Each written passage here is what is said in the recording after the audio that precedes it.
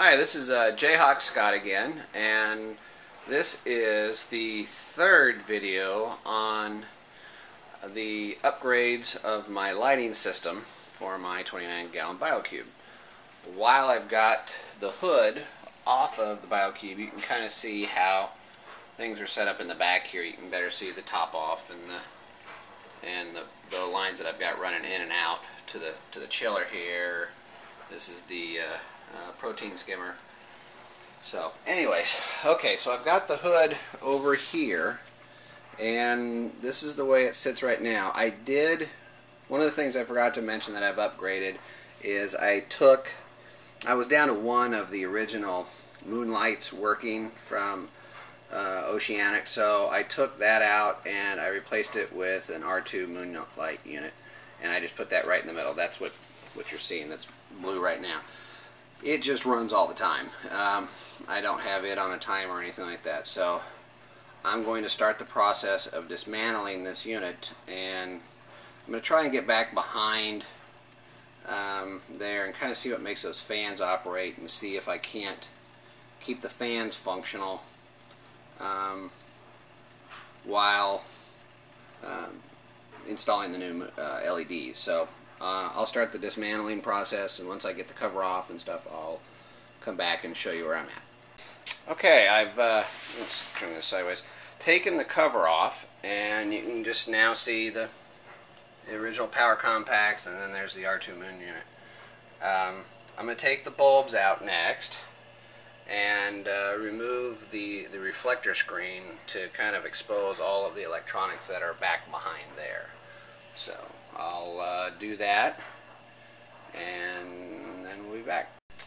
Okay, I've got the all the screens and everything off, the covers off and everything, and now you can see the fans and all the electrical wiring. I'm going to go ahead and remove the power compact bulb mounts and try and trace some of these wires and see exactly what is driving all of the fans up here. And see, I like to see if I can't keep the fan switches, and I'm not going to remove the switches, which are right here, but I would like to see if I can't let this thing still control the fan. So let me do some more of that, but and I'm going to take, like I said, take those out. And so what's become evident to me in tearing this thing down is that only one of the ballasts that drive the lights, the old power compacts, has anything to do with powering all the fans and the moonlights that used to be on here, which aren't on here anymore. If you look at the light, all the plugs that I'm holding here on, which would come in as the cover is laying on the top of the tank, it would be on the right hand side. All of this is, as you can see, is not involved in any way back here. This little transformer back here is what provides the power to this little block here that would run the fans.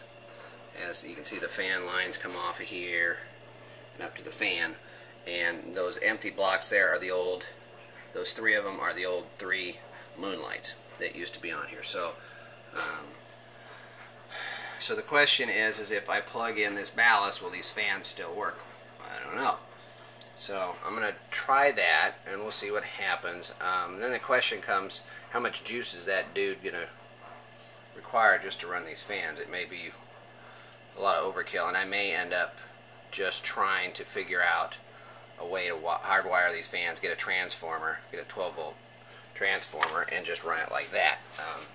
So let's see. I'll see how it works, and I may do this for now and wait until I get a transformer and can rewire this. But I think for now, I'm going to see if I can get these existing fans running without having to tear out any of this stuff. So let me give that a try, and I'll show you what I find, and then we'll come back. Okay, so I'm back, and you can see that I've got the one line plugged in, and by turning the switch on here, the fans do run. So I can leave that one transformer connected and they will run the fans. Now, like I said, I think long term I'll probably want to get a 12-volt power pack and just remove that whole line. So for the time being, I'm going to leave the one side connected, and I'm going to cut out this other side, and then I will look and see how much. I don't know how much room I'm going to have under my shield to put these lights, and I'll have to look and see if I've got enough room. So, but so far so good. It doesn't seem to be too involved, and I'll come back and show you what I find. Okay, I'm starting to put this thing back together, and I'll explain to you what I've done here. What I've used is two-sided tape, and I put that on both ends of the Pro modules.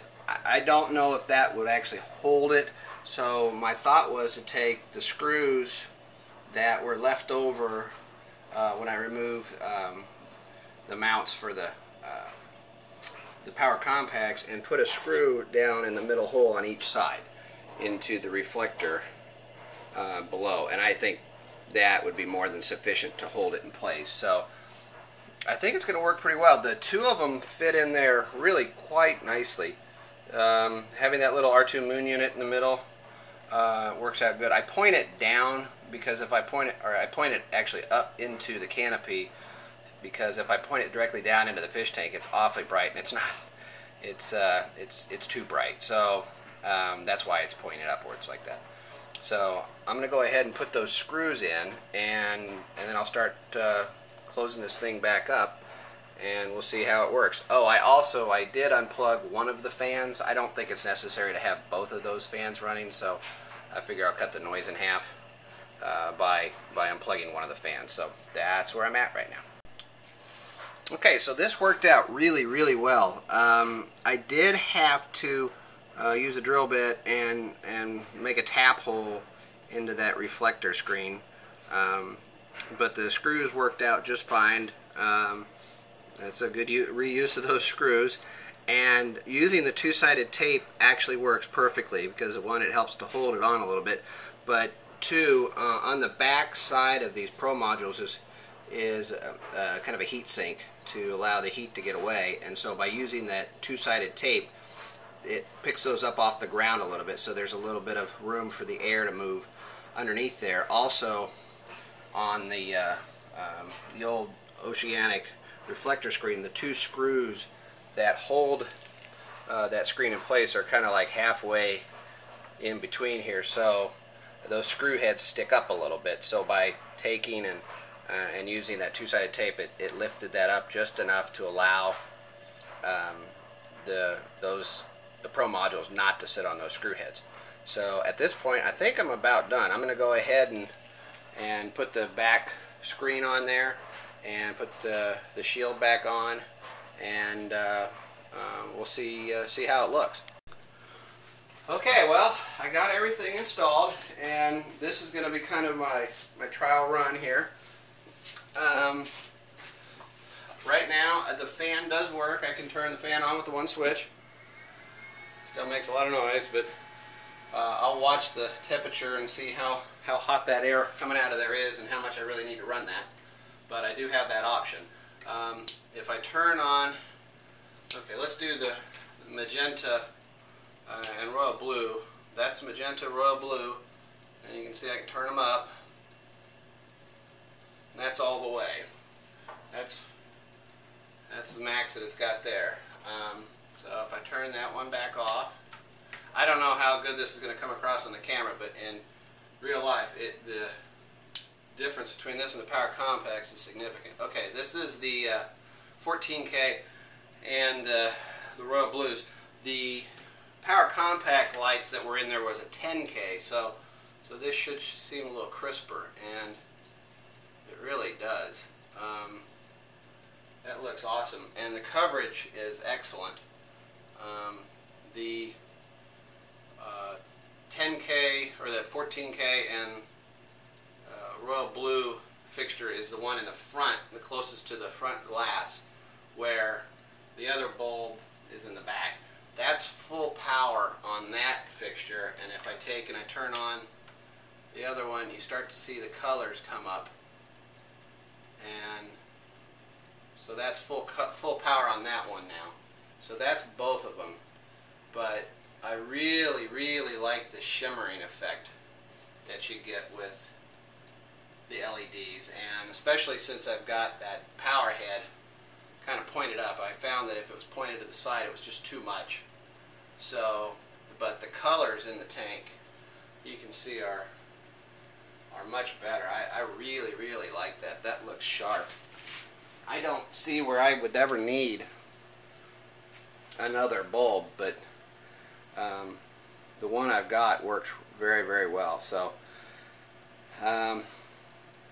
yeah, I'm really happy with this. The whole process probably took me an hour to take the hood off, disconnect everything, and then install the Pro module. So it's not hard to do, but the end result is amazing.